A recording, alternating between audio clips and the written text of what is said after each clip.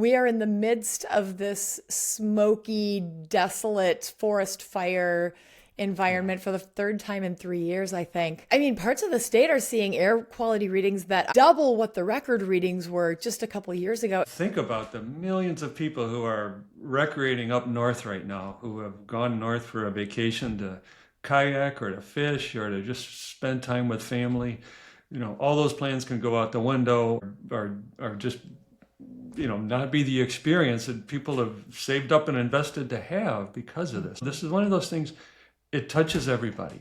And I think that in part that creates a moment where we can start to have real conversations.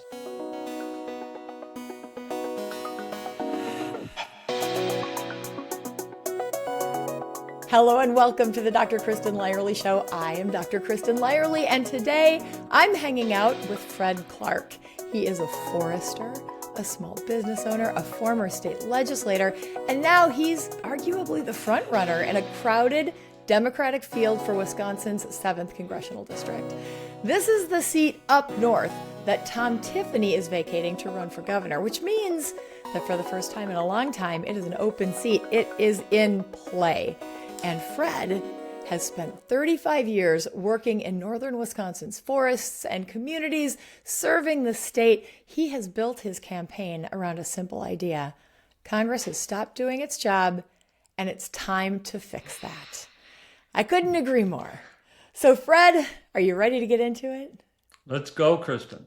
Let's go, brother. Good morning.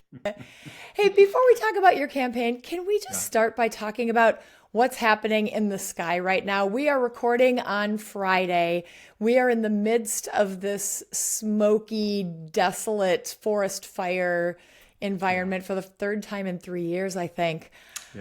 Yeah. I mean, parts of the state are seeing air quality readings that are double what the record readings were just a couple of years ago. And you made a Facebook reel about it earlier today.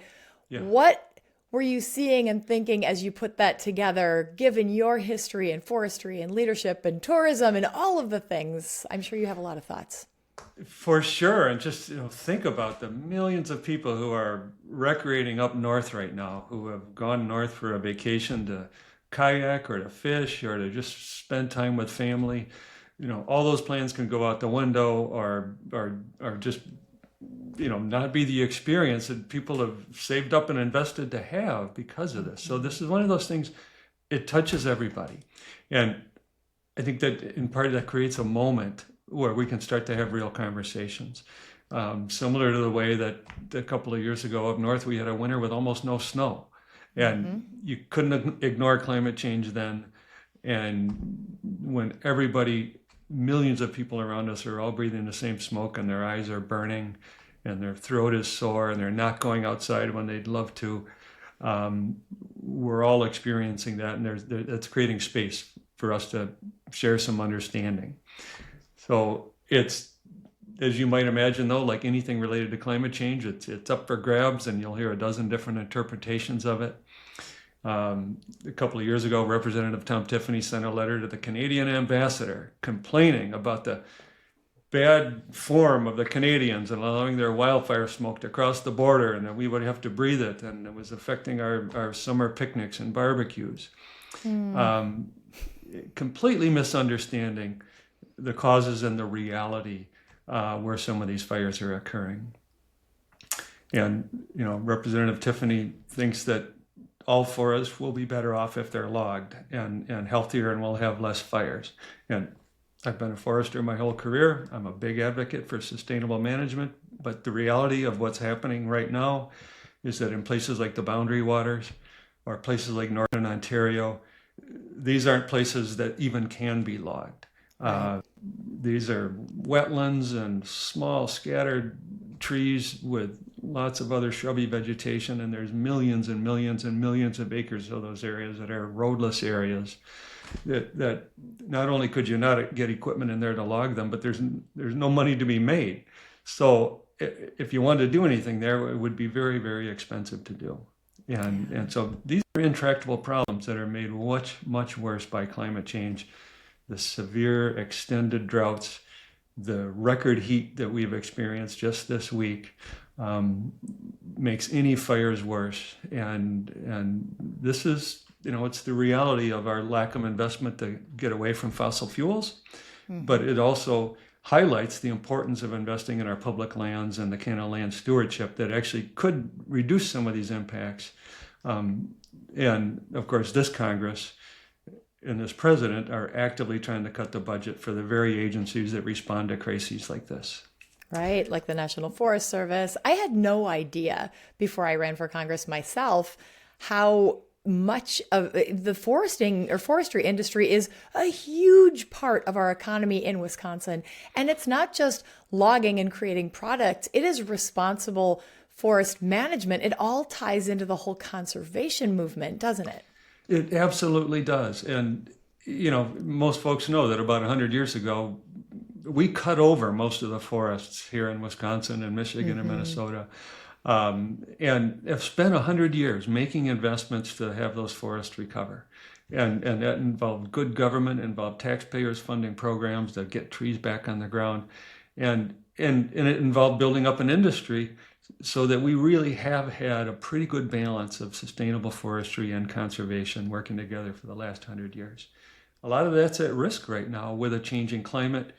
And if we don't continue to make those investments, we're going to go backwards, and that'll hurt the economy and the jobs associated with our forest sector, but it'll also mean our land's less healthy and less able to recover from things like wildfires or windstorms or flood events that we know we're going to be experiencing more regularly in years to come because of a changing climate. Yeah, we're definitely seeing that. And the thing that I come back to, and this is the 7th Congressional District, is where you are running is the origin of Earth Day. This is where Gaylord Nelson was inspired. He took John F. Kennedy on a flight over the Apostle Islands and just wowed him.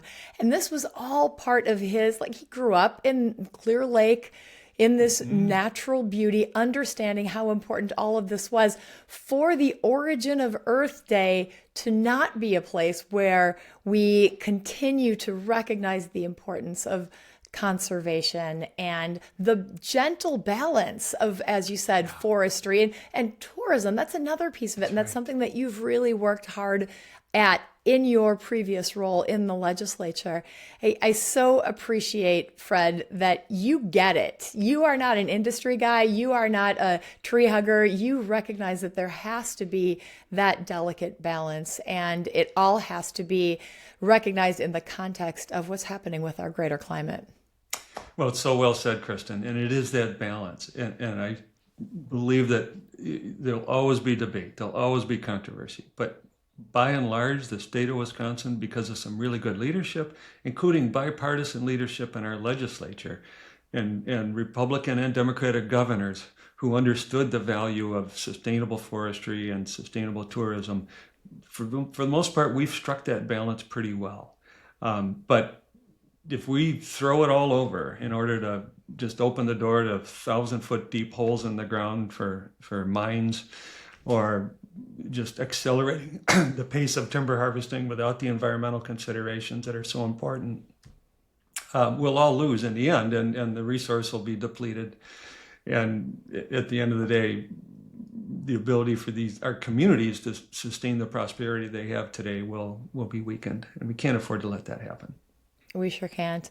Hey, I'm struck as you're talking about how similar this balance, this debate is to the new spicy debate about AI data centers and how we need this information and we need to continue moving forward and supporting the economy, but we can't do it at the peril of our neighbors, of the energy and the water and the conservation impact.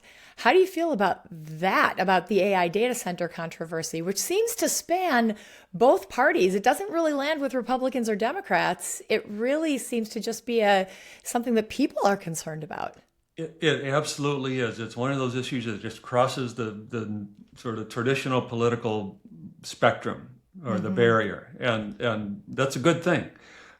People are intensely paying attention to data centers, and they should be. And we understand that, right now we're looking at some of the wealthiest people who have ever lived, and the wealthiest corporations that have ever existed are in a race to build out computing power as fast as they can to try to capture the market for artificial intelligence. That's really what we're looking at right now. And, it used to be the case when Silicon Valley went through a bust, a bunch of people lost their jobs in Palo Alto. Well, now it's a whole lot more than that. And if this whole AI sector, which a lot of analysts would say is grossly inflated right now relative to the inherent profitability, if we hit a bust with this, we could be sitting at 500-acre developments that are literally sitting empty not long after they were built. Yeah. That's the kind of risk we're facing right now. So there's a role for federal government here. There's a role for state government. There's a critical need for local communities to have autonomy and transparency about how these projects are developed. I'd like to see data centers regulated the same way we regulate a public utility. That you have to prove a need for this thing, and there's got to be an analysis of the entire sort of sector across company lines, so that we're not just seeing this race war that we'll all be paying the price for. Yeah. That's right. So, Fred, you did all this cool stuff, and then you actually decided to retire back in 2022. You moved up north. You're in Bayfield. The goal was hunting and fishing and boating and relaxing. And now you find yourself here just a few years later, thrust back into public life. What was it that made you decide that retirement wasn't quite right for you right now? That's a great question. It was, and it was never my dream to go to Washington. And to be honest with you, the prospect of that, it is what it is, and I'm willing to do it. But the reason I decided to get back into this, if I peel away all the layers of fights about policy, I think we all deserve to have a federal government that's fundamentally moral. And of course, it needs to follow the Constitution, which we're not doing right now. But I think most offended by the lack of respect for human dignity that this administration has just celebrated in so many different ways, whether it's the way they have demonized trans people to create a political weapon, the way they've demonized immigrants in this country to, try to make everybody believe that immigrants would love nothing better than to rape your grandmother and, steal your wallet. And not only are those things grossly untrue, but so many people are suffering because of these decisions. And when we saw Elon Musk wave that chainsaw around, and of course that ticked me off because he has no idea how to run a chainsaw. But the forester in you was like, no, that's not how you hold it. Yeah, dude, come talk to me. Not that that'll ever happen. But, Kristen's celebrating the dismantling of the U.S. Agency for International Development. And you're a physician. I mean, the hundreds of thousands of lives around the world that have already ended because the United States government decided to pull the rug out from all those programs and all those countries and all those relationships and let food and medicine rot in a warehouse while people starved or died. Yeah. We have to do better than that. And that was really what drove me to make a decision to launch this campaign, knowing that it's been a heavily conservative-leaning district. But like you and I talked before the show, running an effective campaign can do a lot of good for a lot of people, whether you win or lose. That's right. Yeah. I honestly believe the people in your district aren't necessarily hardcore Republicans. I think they are hurting. And I think that they want a representative who they really believe will be there for them. Not politics, not somebody else's business. They want somebody who gets them and who will serve them. Yeah, it's absolutely true. And you can look at the voting history and conclude, well, that's a Republican county. Let's write that off. Well, every time that's happened, we've lost the opportunity to not only bring voters to the table, but to really solve problems. And there isn't a place I can go where I can't have meaningful conversations with people who have voted Republican before, and where I can't learn something. And with almost everybody who considers themselves Republican or conservative, you can create an engagement with everybody at some level that's meaningful. And that's where we have to start. And so I'm very optimistic right now about the potential for this election this year because of everything that's happened in this country. I think that's part of the joy of living in a place like where you live or where I live in the Green Bay area, because we don't live in a bubble. We are surrounded by people with a lot of different opinions, and all we need to do is get the conversation started. And then we find that we care about so many of the same things, like affordable gas and housing and good education for our kids and childcare, health care, all of these things we share. So if we could just put our heads together and actually work toward the common good, we all benefit from that. We really do. It's so true. And so many of the conversations I have, they kind of start like this. Somebody will say, oh, well, good to meet you. Are you Republican or Democrat? And I'll say, right? I'm a proud Democrat. And they say, well, I'm Republican. So, that should be the end of the story. And I will often say to people, well, is it stamped on your birth certificate? What would it take for you to vote for a Democrat? And that'll actually start a conversation. And so often then we get to that point you described where we'll talk about what the Democratic Party used to be and why people think that it's lost its way. And look, Democrats have to own our mistakes too, right? So that's where that common ground starts to get built. Let's dig into that a little bit, because you have compared yourself to Rand Paul, interestingly, in terms of political style. You're willing to work across the aisle rather than just towing the party line. And that's something that you have to do in the district where you live, but you also authentically do it, which is, it gives it that truth that people are looking for. So what does that look like in practice on an issue like healthcare costs or Social Security, the things that we all care about? Yeah, great question.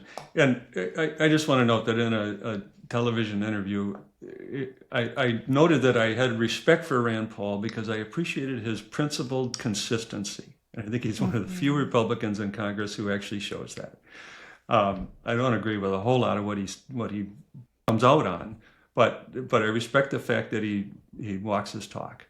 And from the way I approach politics and in my 3 terms as a state legislator representing a district that was very mixed politically as well, not that different than the 7th CD, you have to do 2 things at once, okay? And one of them is to be true to your values.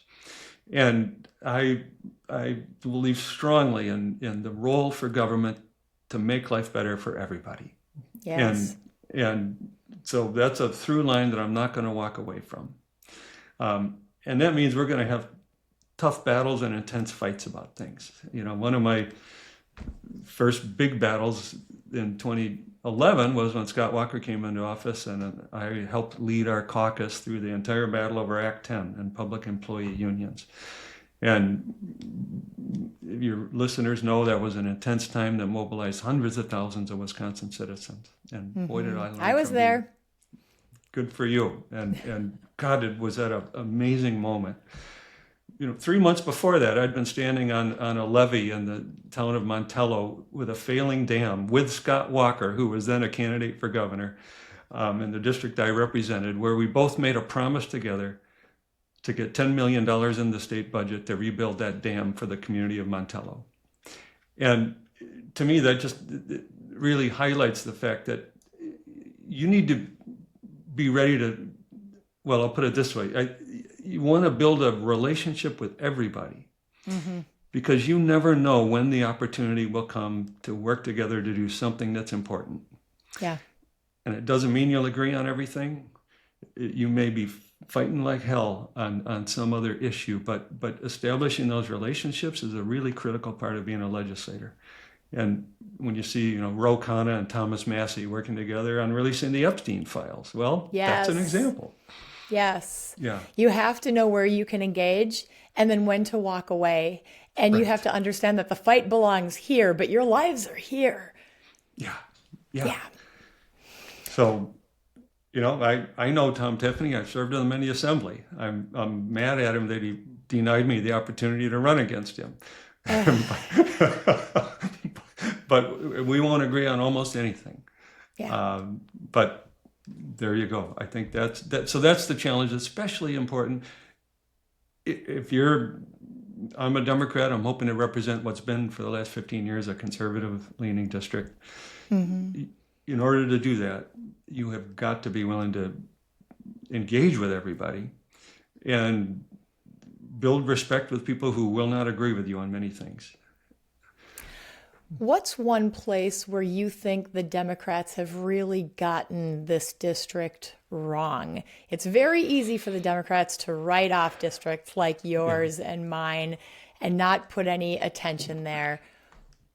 Where is that one pain point that you think is the most significant? Well, that's a great question. I think this 7th Congressional District is one of the largest districts in the eastern U.S. It's 26 counties. And for a whole lot of people, they think of northern Wisconsin as Wausau or Eau Claire. And all of the territory north of there is almost flyover country. So if you talk to voters, if you talk to Democrats in northern Wisconsin, they will tell you that for years the state party has not invested enough in organizing northern Wisconsin and recruiting quality candidates. And we've had such an erosion of Democratic representatives at the state and local level that it sort of takes a long time to build that back up. Yeah. So, seeing statewide candidates or even national candidates pay attention to rural Wisconsin and northern Wisconsin, it really makes a difference in supporting those local races and the success of local candidates. And that's what I would love to see the party direct more resources to. They're promising to do that this year. And we are hoping to hold everybody's feet to the fire to make sure that happens. Yeah, we've got to create a deeper bench. And we've got to really, I think, lean into what these communities need, because what you need in Hayward is very different than what you need in Madison. So really focusing on the local people, the local concerns, and helping to uplift these communities that are really struggling right now. And one of the ways they're struggling is healthcare. And I saw in the debate that you had with your opponents for the Democratic primary, you have a pretty strong vision for where we go with healthcare in this country. This, of course, is personal to me because I'm a doctor and I work in rural communities. But Fred, our system is so broken, people can't get access. There are no doctors, there are no hospitals, and they can't afford it. Yeah. How do we fix it? Oh, boy. Yeah, that's the biggest. Well, it's one of the two biggest questions. And and you know this because you've been a candidate, you think you know a community until you run for office. Yeah. And then you go out and you have conversations with the voters that you hope to represent that'll uplift you and inspire you. And many of them will just leave you in tears. Yeah. When you hear the stories of how people are living and how government affects the lives of people that you want to represent. So, and there's no more dramatic way that happens than with healthcare. So as you pointed out, our rural healthcare network was already a very thinly frayed blanket before 2025. Yeah. And you could tell much better than I could all the flaws in the Affordable Care Act and the gaps and the holes in that system. But the combination of the Affordable Care Act tax credit elimination and the coming, $750, $800 billion cuts to Medicaid nationally that'll kick in at the end of this year. Yeah, is in the midst of precipitating a rural healthcare crisis. And we've got critical access hospitals that are already marginally profitable, who depend heavily on Medicaid revenue, who may be forced to close, clinics, providers leaving, and that affects everybody. regardless of where you get your coverage, right? So, and something that I've come to learn more about also is there's another wedge in this issue that this administration has made worse with its denying of visas. So many healthcare providers that you could tell me are not Native American citizens. They're coming from other countries. Right.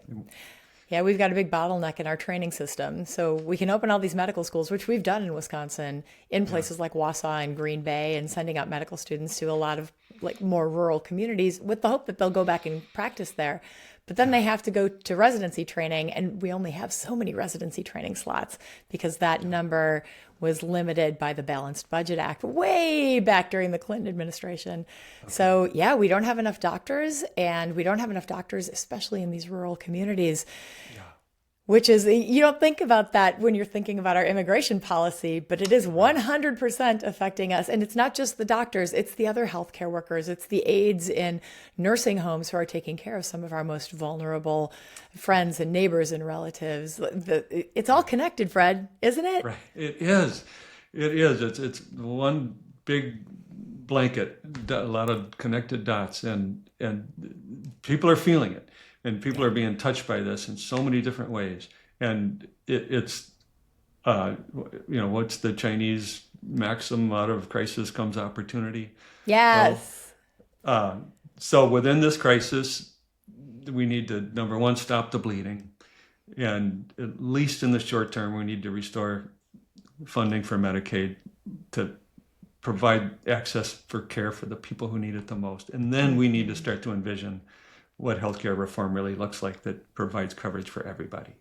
Everybody, every single person in this country needs healthcare. Every single person in this country needs healthcare coverage. So when you were at this debate recently with your colleagues who are running, this is a crowded field. It is kind of uncommon. We're seeing this all across Wisconsin. We're seeing people step up, and there are competitive primaries in nearly every congressional district. It's very exciting. Yeah. What is it, Fred Clark, that sets you apart from your competitors in the 7th Congressional District? Well, that's such a great question. Well, I'm the only candidate of either party who's had previous experience as an elected representative. And I just want to be clear, that's not a prerequisite. It's important experience, but many people come into Congress with different backgrounds, and we should support that. But this is not my first rodeo, and I have a pretty good understanding of what it takes to win a very competitive district. This is my 5th campaign for office, and I've won 3 of the last 4, and I'm hoping to win this one. But you do that with a lot of shoe leather, a lot of miles on the road. And here in a district like the 7th CD, a winning candidate has got to make a commitment to engage with everybody and be fearless about it. Mm-hmm. And what I bring to this job right now is a recognition of this incredible pivotal moment that we're in as a country. Yes. Right? The future of our democracy is not assured unless all of us stand up and act to reclaim it. And I want to be part of that reclaiming. And the pathway to winning a district like this is to engage with as many people as you can, building trust and also just being relatable, right? Mm-hmm. So you got to be out talking to people and helping them understand or have some assurance that you could actually understand their lives. And we're not all a bunch of wonky Democrats that have, 12-page playbooks that we want to read. That'll come later. We keep those in the car. Yeah. That's right. So wait, does this mean that we are going to see you out at a bar with an old fashioned in your hand, giving a lot of you betches? You will That be. seems to be Tom Tiffany's approach, and I. Right. The truth of the matter is, I barely drink alcohol anymore, but I still enjoy going to taverns. And you don't need to drink alcohol to enjoy time in a tavern, and I do a lot of that. It's our culture. Yeah. I remember going out with so I'm in Eastern Wisconsin, going out with my great aunt in the farming community. They call it the Holy Land, just east of Lake Winnebago. And I went to pick her up from the nursing home. We went out for lunch and she took me to the tavern. And at first I was shocked, but then I realized we walked in and everybody said, "Hey, Irene, this is just the place she'd been going her entire life. It was the gathering Yeah. place where people Yes. came to get a meal and to have a conversation. It wasn't about drinking. It was about Right. being together." So that's the thing. And I think that is something that differentiates you from Tom Tiffany. Because, yeah, he can be in a commercial with an old fashioned, giving all the you betchas, but you are actually there for the conversation. It's true, and it's so valuable and it's so enjoyable. And if you think for a minute, oh, this is hard. I don't know this bar. I don't know these people. Well, you know what? People in taverns are overwhelmingly friendly, and sociable, and interested in having a real conversation. And so yeah, have at it. I spent a lot of time last winter out on the ice, driving around on the ice, talking to ice fishermen, ice fishers, men and women. And that's another place where if you're willing to get out there and do it, you can have some great conversations, and people, it's sort of like your home because you're not leaving that shanty in that hole for a while. So Not a lot of people, distractions either. right, right. So the people of northern Wisconsin are used to Tom Tiffany. He's been around for a little while. Yeah. What are you going to do differently for them than what he has been doing? Because they want change. They want to see Yeah. something different. What does Fred Clark bring? Well, they do. They absolutely do. And a lot of people who know Tom Tiffany are not happy with the way he's represented this district. And I'll just say that. And he often is very ideological in the things that he advances and pursues. And that's often, even when there's overwhelming different opinions from the people that he's supposed to represent. So where I'm different is that I am making a commitment to people, much like Russ Feingold did 20 years ago, to show up in every community where it's possible, to have conversations, open conversations with as many people as possible, and to be a person who's willing to stand up and take the heat where it's needed, listen to all points of view, and even when we have issues that not everyone's going to agree on, I want people to know that I'm taking positions that are well informed, from which I've heard all sides, that are going to hopefully do the most amount of good for the most amount of people. Mm-hmm. And I think when people even don't agree with you, if they believe that you have done that work, it buys you a lot of support and people's willingness to accept differences. That's leadership, doing hard things, but for the right reasons. Yeah, that's right. Yeah. If there is one thing that you want the people of northern Wisconsin to know about Fred Clark, what is it? You know, it's that I love people and I love the stories. And I think that I'm somebody who's committed to finding the unified values that almost all of us share in small communities. And, you know, if you've lived and worked in small communities, people know this. Everybody's got to work together in a small town to help run the ambulance crew, or to coach the sports team, or to help put on the parade.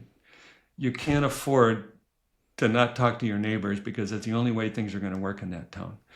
And I think if we can build on that understanding, I want to take that spirit to Washington. And I know that sounds very sort of highfalutin Pollyannish, but I think people are hungry for that. They're so tired of the extremism. And so what I'm committed to is an honest, respectful dialogue with everybody that I represent. And that's what I want people to know. Yeah. I think people are thirsty for human connection. Yeah. I think when COVID happened and everything was virtual and we were all isolated from each other, and then all of this political divisions seeped in, it just made it so hard for us to have that human thing that makes us feel real and healthy and connected to each other. Yeah, absolutely. Would you let me take a minute and read from the Lakeland Times editorial in closing this out? Absolutely. So many of your listeners may know the Lakeland Times. It's a newspaper in Minocqua that has traditionally been a very conservative newspaper. and has not had a kind word to say about Democrats in years and years and years. But their publisher, Greg Walker, is somebody that I've built a rapport with because I reached out to him early in this campaign and I've met with him multiple times. So they came out with an editorial last week about the 7th Congressional District. And the title is The 7th District's Nowhere, Nobody Candidates. And in this editorial, in 3 of the 4 columns, they're just excoriating the 4 Republican candidates in this race and talking about why none of them are qualified. And then this passage I just love. He writes, "But given the cast of bottom feeders in this Republican field, who could blame voters if they opted to take a second look at the Democrats?" That's almost an endorsement. Well, and it was. And he made clear to say, we're not endorsing Fred Clark, but he was the only candidate who actually showed up and had a conversation with us.